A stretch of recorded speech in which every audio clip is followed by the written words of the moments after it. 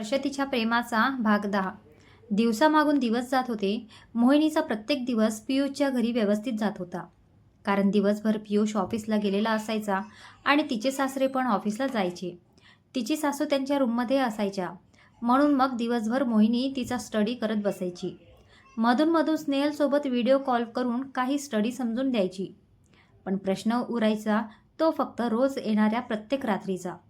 खूप घालमेल व्हायची जीवाची. रोज मनाला आणि शरीराला खूप यातना सहन कराव्या लागायच्या. पण आता तिनेही स्वतःच्या मनाचा आणि भावनांचा खून करून टाकला होता. एक निर्जीव शरीर फक्त जगण्यापुरता श्वास घेत होता. हळूहळू मोहिनीला एक्झामचं टेन्शनही येऊ लागलं होतं. तिच्या आयुष्यात चालणाऱ्या घडामोडींमुळे तिची खूप चिडचिड व्हायची. कधीकधी व्यवस्थित अभ्यास होत नसायचा. पण परत मनाला सुखावणारी एक गोष्ट लक्षात यायची की ती म्हणजे येत्या 8-10 दिवसानंतर ती आईकडे जाणार होती. पूर्ण 1 महिनाभर, कारण एक्झाम चालू होणार होते. 2 पेपरमध्ये 3 ते 4 दिवसांचं अंतर असायचं. म्हणून आईकडेच 1 महिना थांबायची बोली तिने लग्नाआधीच करून ठेवली होती. पियुषने मोहिनीला लग्नानंतर लगेचच कुठे बाहेर हनीमूनला जायचं असं खूप वेळ विचारलं होतं. पण तिने एक्झामचं कारण देऊन तो विषय लांबणीवर टाकला. तिच्या एक्झामचं प्रत्येक वेळी कुठल्या ना कुठल्या गोष्टींमध्ये येणारं कारण त्याला खूप खटकत होतं. ती महिनाभर माहेरी जाणार म्हणून तिच्या सासूलाही जरा जीवावर चाललेलं. पण मोहिनीच्या आईबाबांनी लग्नाआधीच बोली केली होती. म्हणून पियुषला आणि त्याच्या आईबाबांना जास्त बोलता येत नव्हतं. आज बेडरूममध्ये बसून मोहिनी जरा वेळ गाणे ऐकत होती. आज अभ्यासाचा मूड नव्हता म्हणून काहीतरी विरंगुळा म्हणून आपलं नेहमीच आवडतं सॉन्ग कलेक्शन तिने चालू केलं. प्रसादच्या आठवणींनी मन राहून राहून भरून येत होतं. पण त्याच्या गोड आठवणींनीही आता डोळे बंद करून आठवायला छान वाटायचं. तो अगदी जवळ असल्यासारखं वाटायचं. तो जवळ नसल्याचं भान आल्यावर मन खट्टू व्हायचं. पण तरीही तोच जवळ असल्याचं वेडा मनाला खोटं खोटं भासवत राहायचं. चेहऱ्यावर गोड हसू, जणू तो प्रसाद तिच्याजवळ बसून तिला प्रेमाने अलगद मिठीत घेतोय. दोघांच्या मनाची आतुरता वाढते. त्याने अलगद तिच्या मानेवर त्याचे ओठ टेकवले आणि ती पूर्ण शहारून गेली. अरे, गाणं का बंद झालं? कानाचे हेडफोन चेक केले तर ते कानात नव्हतेच. म्हणून तिने डोळे उघडले आणि समोर पियुषच्या हातात हेडफोन बघून तिला AC चालू असतानाही टपटप घाम फुटला. हे काय झालं अचानक? हे तिच्या लक्षातच येईना. चुकून तिच्या तोंडून प्रसादचं नाव तरी नाही ना निघालं, म्हणून ती खूप घाबरून गेली होती. गाणे ऐकताना ती त्याच्या आठवणीत इतकी गुंग झाली होती की पियुष कधी तिच्याजवळ, तुम्ही आज इतक्या लवकर कसे काय आलेत? का तुला आनंद नाही झाला का मी लवकर आलो याचा? नाही नाही, तसं काही नाही. मला वाटलं तब्येत ठीक नाही की काय तुमची. हो ना, आधीच तब्येत ठीक नव्हती, त्यात आता तुला असं बघून जास्तच बिघडली बघ. पियुषचं मन आता बावरलं होतं. त्याच्या बोलण्याचा सूर कळताच मोहिनीची मनातच घुसमट चालू झाली. मी चहा घेऊन येते. थांब ना, काय ते चहा वगैरे नकोय मला, बस माझ्याजवळ. तिला आता मजबुरीने बसावं लागलं. मोहिनी, तुला एक विचारायचं होतं. म्हणजे तसं जास्त इम्पॉर्टंट नाही आहे, पण आणि म्हटलं तर आहे. पण पियुषने तिचा हात हातात घेऊन तिला जवळ बसवलं आणि विचारायला सुरुवात केली. हा, विचारा ना.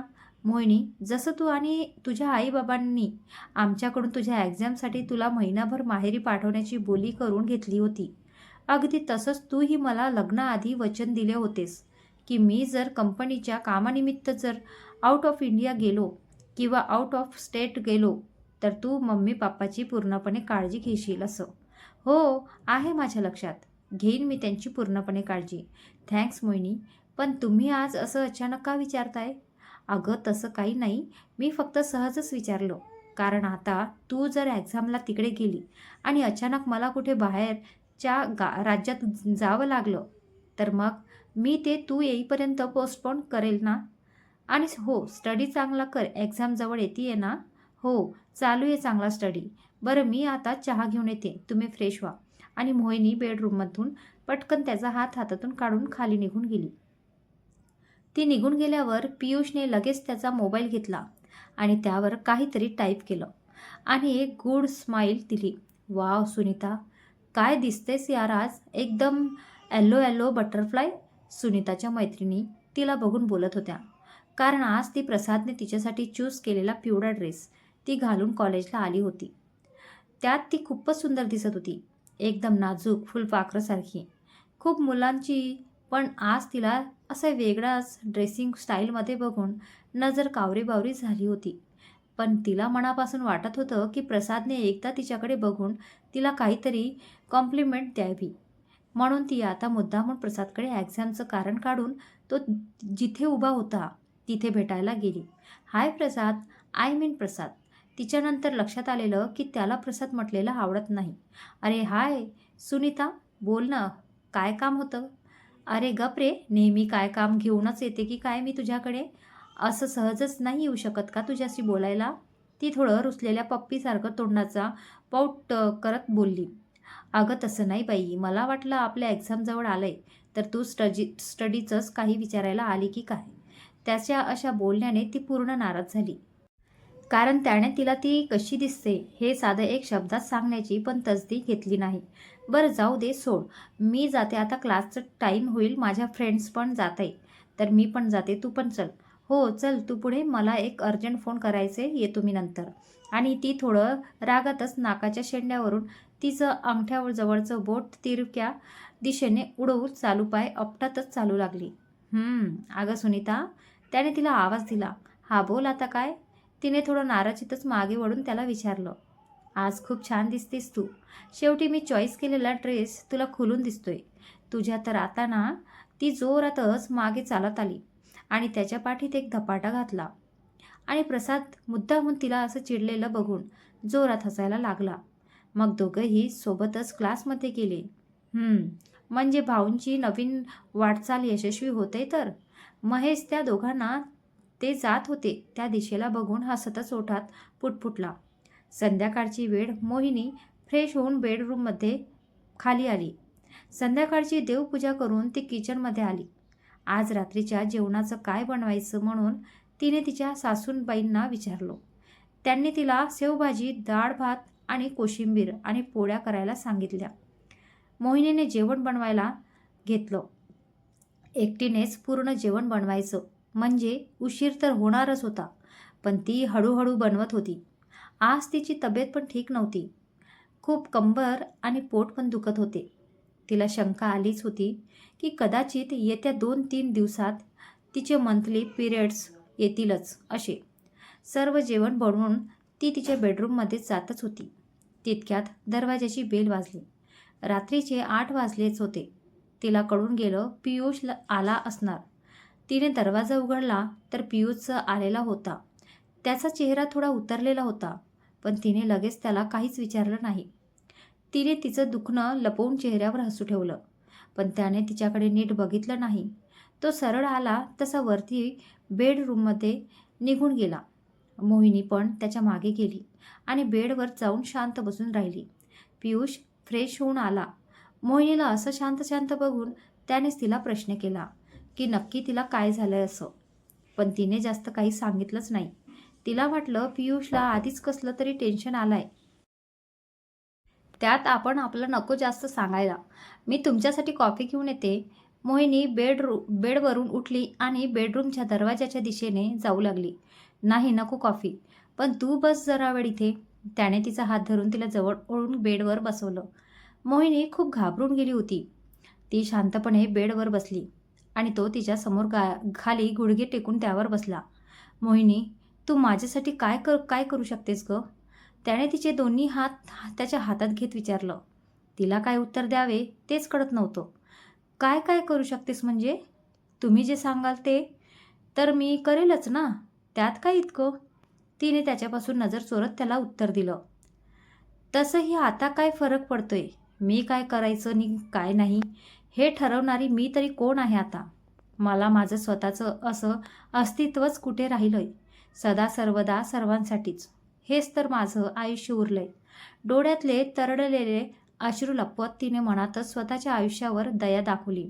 अगं ये, मी काय विचारतोय, तुझं लक्ष कुठे आहे? पियुष आधीच तिच्यापासून लांब झालेला होता आणि हातात त्याचा मोबाईल घेऊन येत्या 2 दिवसानंतर त्याच्या कंपनीमध्ये होणाऱ्या पार्टीचं इन्व्हिटेशन तिला दाखवत होता. हे काय आहे? तिने थोडं तिच्या विचारातून बाहेर येऊन त्याला विचारलं. अगं हेच सांगतोय तुला की येत्या 2 दिवसात माझ्या कंपनीमध्ये एक पार्टी आहे. तर त्या पार्टीला तू येशील का माझ्यासोबत? त्याने तिला परत जवळ घेऊन विचारलं. मी? मी कशी येणार? नाही म्हणजे तिथे माझ्या ओळखीचे कोणी नाही आणि इतक्या मोठ्या कंपनीमध्ये यायचं म्हणजे तिथे येऊन तसंही माझं काम काय? ती घाबरून गेली.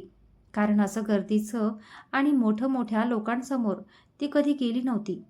आधीच ती थोडी घाबरट होती आणि आता इतक्या मोठ्या लोकांसमोर जायचं म्हणजे तिच्या पोटात भीतीचा गोळाच आला. मला वाटलंच होतं तू नाही येणार म्हणून.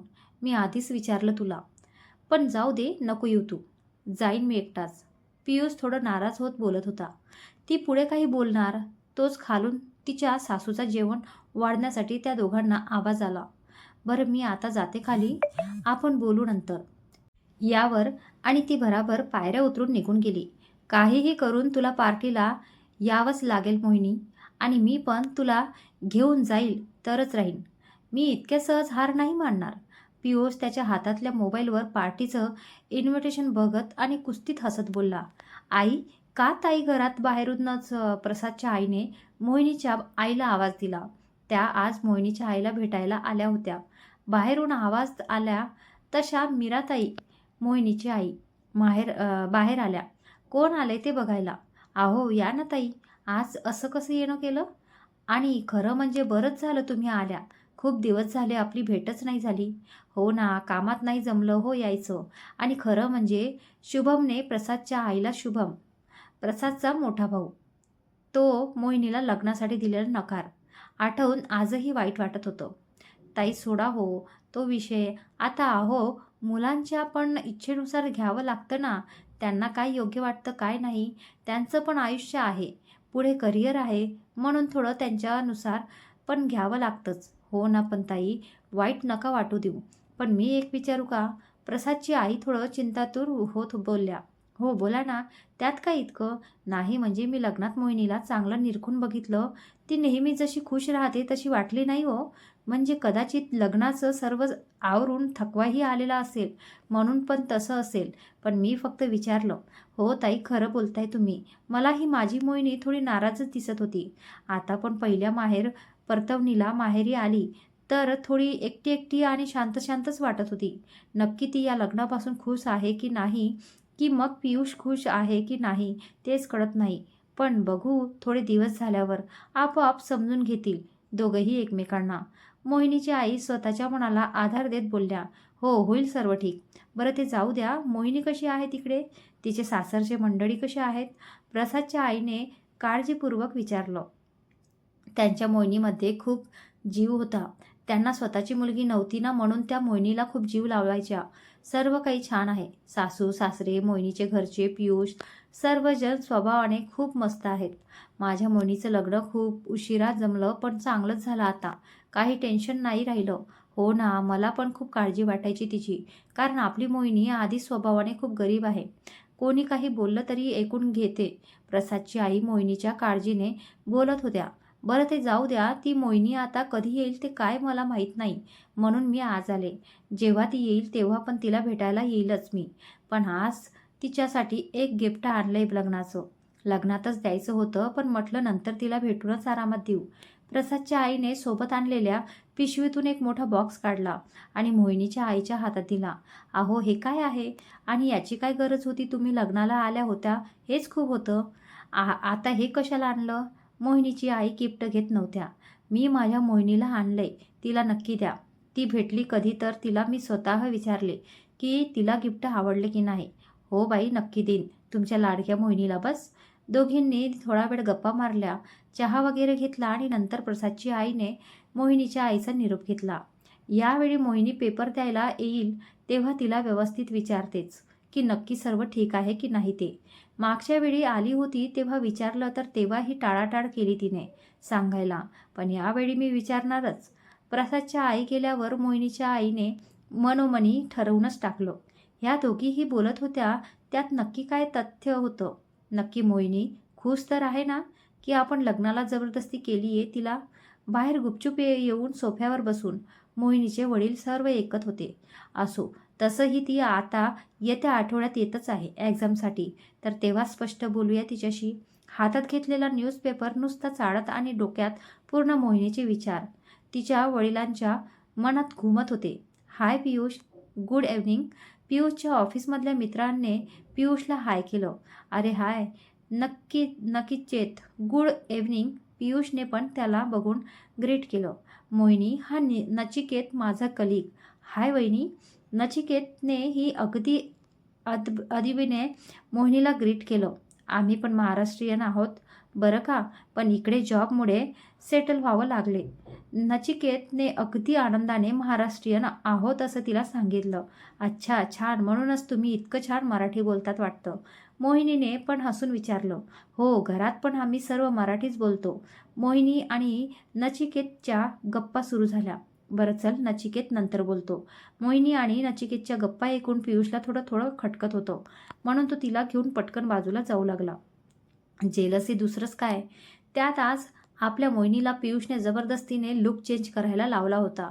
त्याने स्वतः तिच्यासाठी एक नवीन डिझायनर साडी आणि त्यावर स्लीवलेस ब्लाऊज घालायला सांगितलं होतं, आणि हे सर्व त्याने स्वतः चॉईस केलेलं होतं. मोहिनीची अजिबात इच्छा नव्हती असला स्लीवलेस ब्लाऊज घालण्याची, पण पियुष पुढे तिला काहीच बोलता येत नव्हतं. पण मोहिनीची जरी इच्छा नसली तरी ती मात्र आज खूपच छान आणि खूपच वेगळी दिसत होती. ती इतकी सुंदर दिसत होती की पियुषच्या ऑफिसमधील खूप मुलं आणि मुली मोहिनीकडे खूप वेळ बघत होत्या. पण सर्वांचं असं तिच्याकडे असं सारखं सारखं बघणं तिला खूप कसं तरी होत होतं. ब्राऊन कलरची साडी, त्यावर गोल्डन ब्लाऊज, केस मोकळे सोडलेले, हातात गोल्डन बटवा, कानात मोठे रिंग्स आणि हातात कंगण. एकंदरीत ती आज तिला स्वतःला खूप वेगळी असल्याचं भासत होती. पियुषने एक एक करत करत खूप मित्रमैत्रिणीसोबत मोहिनीची ओळख करून दिली. पियुष आज मोहिनीला त्याच्या ऑफिसमध्ये पार्टी होणार होती, त्या पार्टीत तिला सोबत घेऊनच आला होता. शेवटी त्याची चाल सफल झाली होती. इमोशनल ब्लॅकमेलिंग दुसरं काय, म्हणून तिलाही नकार देताच आला नाही. खरं तर तिला मंथली पिरियडमुळे खूप त्रास होत होता आणि सर्वांसमोर खूप ऑकवर्ड फील होत होतं. पण पियुषच्या हट्टापुढे ती बिचारी काहीच बोलू शकली नव्हती. कोणीही ओळखीचे नाही. त्यात तिथे बहुतेक लोकही गुजराती भाषेतूनच एकमेकांशी बोलत होते, म्हणून तिला काहीच कळत नव्हतं. ती खूप कंटाळली होती. पण पियुष पुढे ती खोटं खोटं हसत होती. त्यात तिचं पोट, कंबर आणि पाय ते पण खूप दुखत होते आणि अशक्तपणा असल्यामुळे बिचारी खूप थकली होती. आता सारखी उभी राहून राहून आपण आता निघूया का? मला खरंच खूप त्रास होतोय. प्लीज समजून घ्या ना. मोहिनीने खूप कवळून त्याला रिक्वेस्ट केली. अरे यार, काय हे तुझं आज नवीनच चाललंय? इतकं काय सारखं सारखं सांगते ते पिरियडचं? सर्वांनाच प्रॉब्लेम असतो, तो त्यात काय इतकं? मोहिनीच्या डोळ्यात टचकन पाणी आलं. तिचे पाणावलेले डोळे बघून पियुषला कळून गेलं आणि तो तिला घेऊन डिनर सेक्शनला घेऊन गेला. तिथे त्यांनी दोघांनी डिनर केला. पार्टी हॉलमधून बाहेर जाताना त्याने 2 वेळा मागे वळून बघितलं आणि एक वेगळाच पण जरासा खुन्नस प्रकारच हसू त्याच्या चेहऱ्यावर दिसत होतं. सर्वांची ओळख करून दिल्यावर पियुषने आणि मोहिनीने डिनर केला आणि दोघेही मग पार्टीतून घरी आले.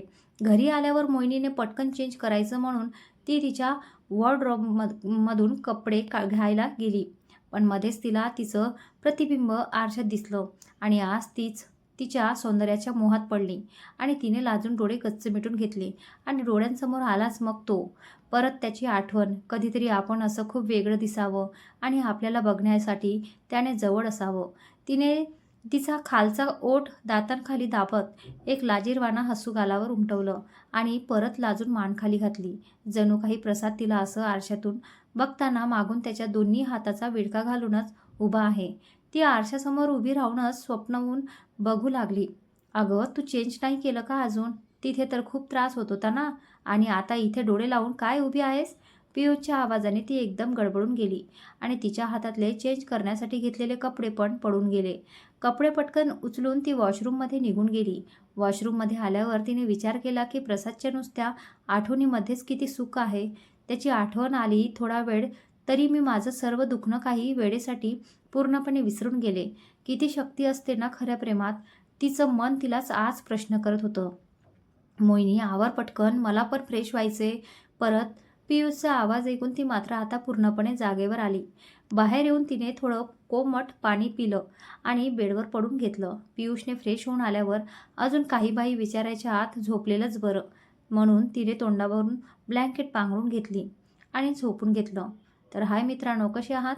प्रसादच्या आईने नक्की काय गिफ्ट आणलं असेल मोहिनीला? तर बघू आपण पुढील भागात. आजचा भाग कसा वाटला ते पण कळवा. भेटूया पुढील भागात. धन्यवाद.